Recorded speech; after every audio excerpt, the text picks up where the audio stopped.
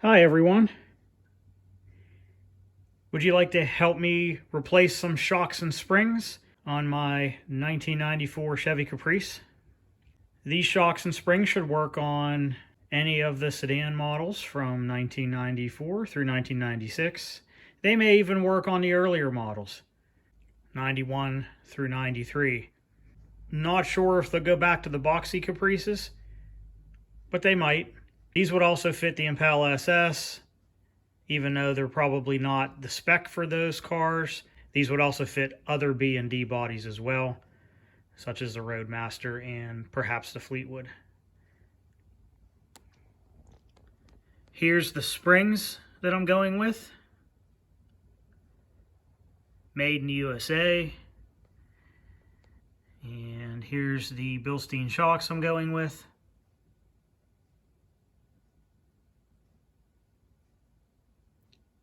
I believe these are going to be made in Germany. Just a pair here. Now these are just for the rears. Let's get started. But let's do a quick rundown on what tools you'll need to replace the back shocks and springs. You'll need a torque wrench, a 7/8 or a 20mm wrench, various ratchets here, sockets. Let me get you those sizes. This is a 19mm. This is the one that fit the nut that holds the lower bolt on the shock. And we got some various smaller sockets here for the top bolts.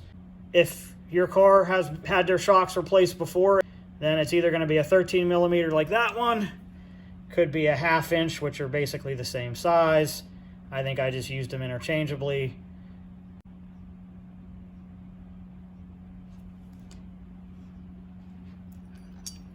I also kept a 13mm handy for the same reason, to reach up and top. And that's also the reason why I didn't film that step, because you pretty much got to contort yourself like a pretzel to get up in there, to hold the nuts.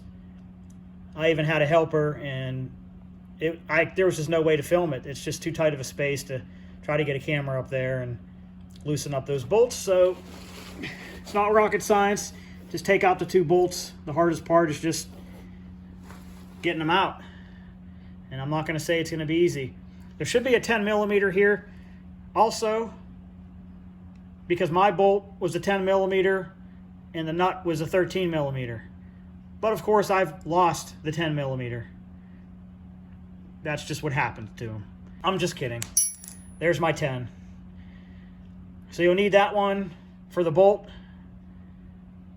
Perhaps. Any car could be different because these bolts could have been replaced over the years. A little bit of liquid wrench here. This is just the bottle version. Makes it easier to drip it on the nuts up in there. Need a really long extension in some cases to reach up there. And finally, a couple pair of vice grips in case none of these work. And you can stick these up there and try to latch those on. And then I also kept a couple of screwdrivers handy here to whatever, or if you need to pry on something. But the important ones are the 19 here, a big ratchet, a torque wrench, and the smaller hand tools to get the nuts and bolts out that hold the top of the shocks on. And then of course you'll need other tools like a jack and jack stands.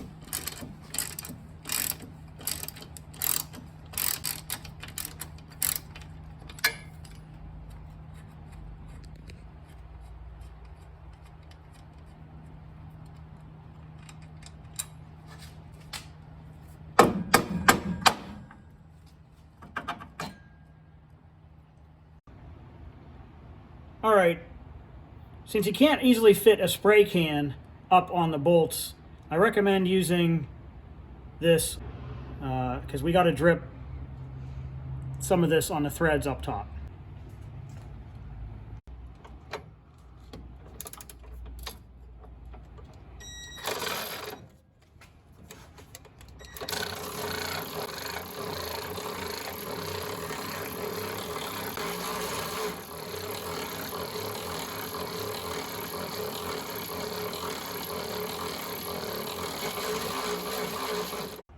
All right, we got both bolts out. Just drop the shock out, and that's it. All right, so one of the things we got to do is jack up the tire on this side. If you were on the ground and your car was up on jack stands, you would want to use a jack and just kind of boost up this side, and then we're going to pull down on this side to get the spring out. Okay, so next step is we got to pull down. While the one side's lifted, we got to pull down on the opposite side. And if you just wiggle the spring around and turn it, you should be able to just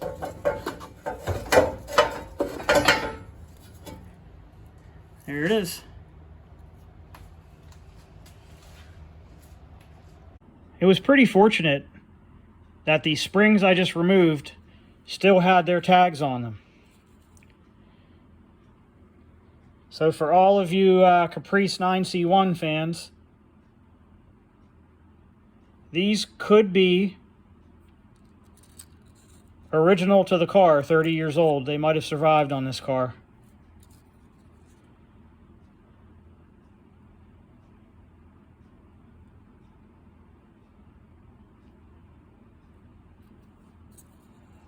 So if you think these are original and not factory replacements, because those definitely look like GM part numbers, I'd have to look them up. But if you think these are original, put a comment down below and let me know what you think. I don't think I've had another well-used 9C1 car that had these tags left on the springs. So I've already removed the old spring insulators. There should be 4 of them, 2 on each side. They're located at the top and bottom of each spring.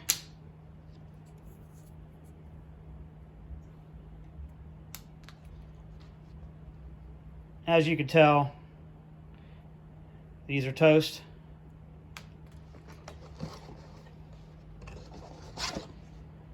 Here's the part number for the replacements. The remove part number. And here's what the new ones look like. And they just go back on the purchase in the same spot. You may have to add a little bit of silicone spray. Maybe clean the purchase off and add some silicone spray to get these to fit on properly.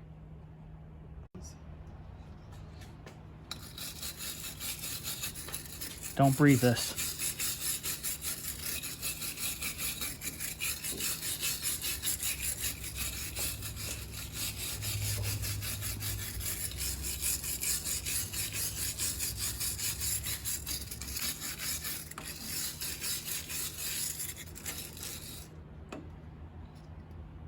Broke? Aw. Original zip tie broke.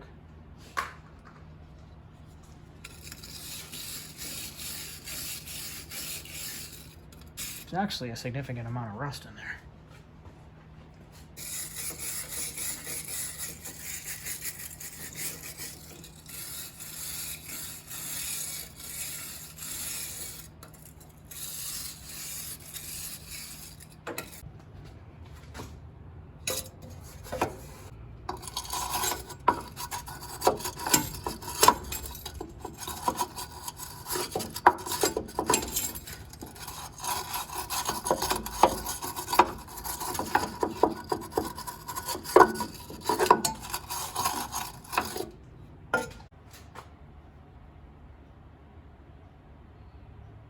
All right, this is silicone lubricant. Comes in a can with a brush.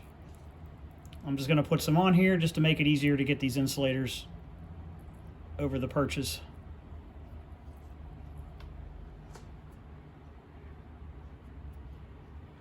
They do fit tight. Do the same for the top. Okay, the new springs we're putting on are variable rate. That means the tighter coils should go toward the top.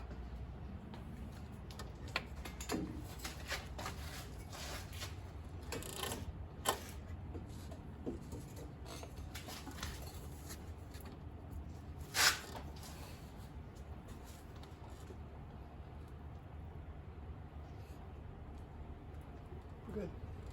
Good.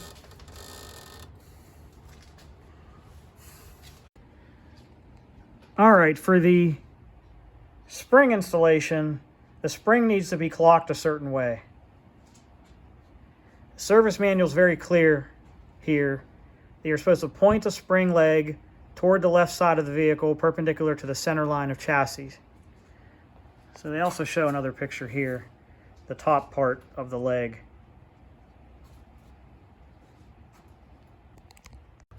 So this is how I have it now.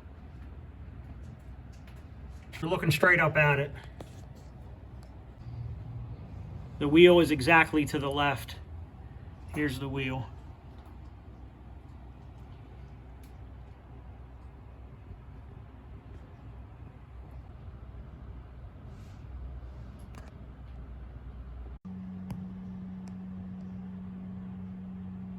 So me and my friend here that was helping me had a little side discussion on what would be easier. And if you notice, he put the bolts in with the head facing down.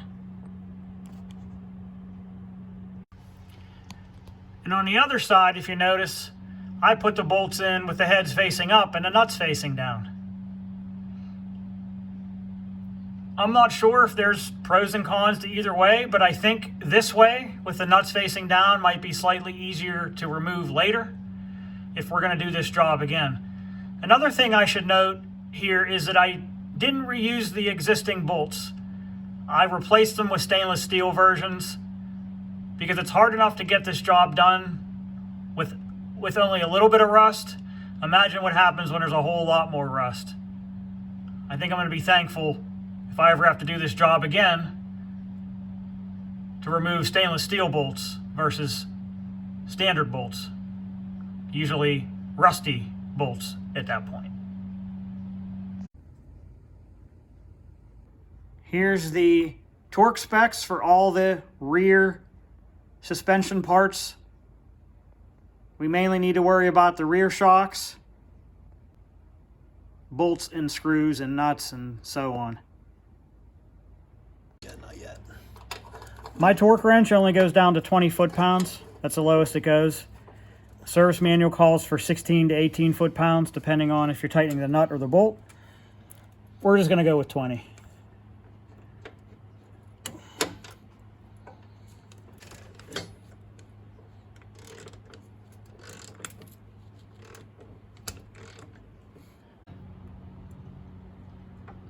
Now all these extensions make the torque wrench a little bit less accurate, but that's the way it goes.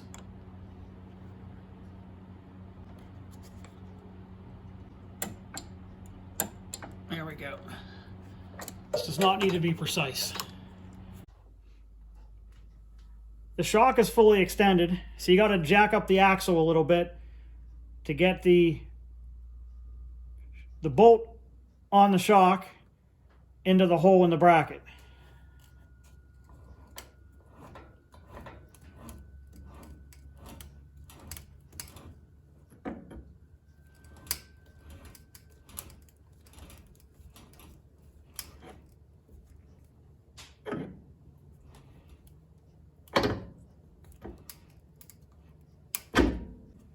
Perfect.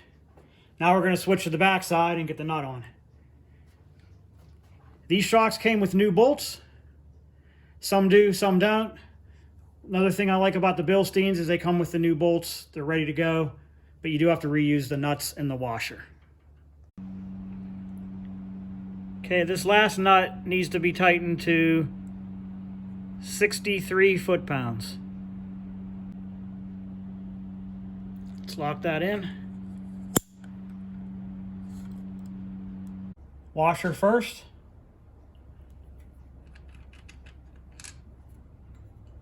Then the nut.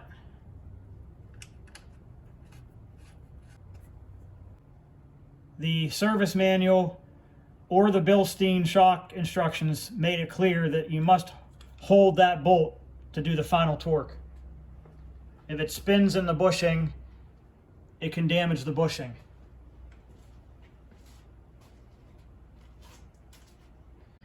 I'm using a 7/8 wrench here. I believe a 20 millimeter would fit better, but I don't have that size.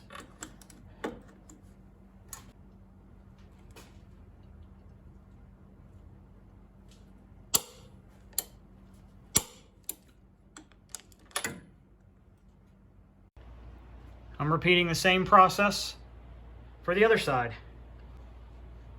Washer, nut,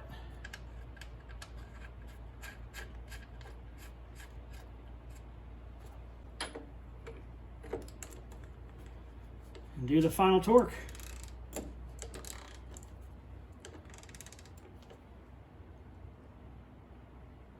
.63 foot-pounds.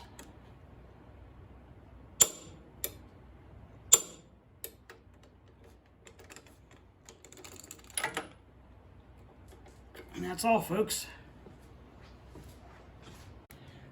Well, after 30 years, I noticed the factory zip tie finally gave up here. Yes, there's supposed to be one here. Let that one rest in peace. Time for an upgrade.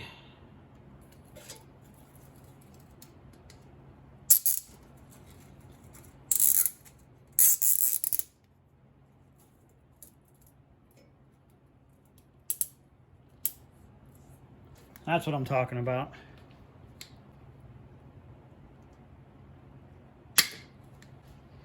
You might be wondering, how important is this zip tie to stay here? Well, I've seen, back in the day, I've seen Caprices driving down the road, and I've also seen various other makes and models, I think recently a Yukon, hitting bumps and watching these emergency brake cables just do this every time they hit a bump under the car. And it's obviously not going to be very good to have all that wear and tear on your emergency brake cable. So it's pretty important to have it strapped to this so it's not just flopping around in the breeze.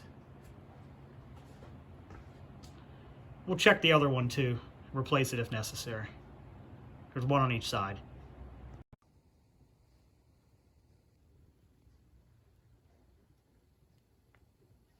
One finger. I can collapse this shock. That's not right.